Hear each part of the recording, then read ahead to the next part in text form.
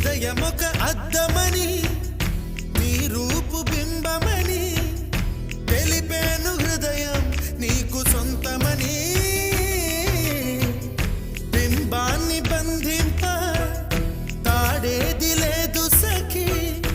అద్దాల ఊయల బింబమూగే చలి నువ్వు తేల్చి చెప్పవే పిల్ల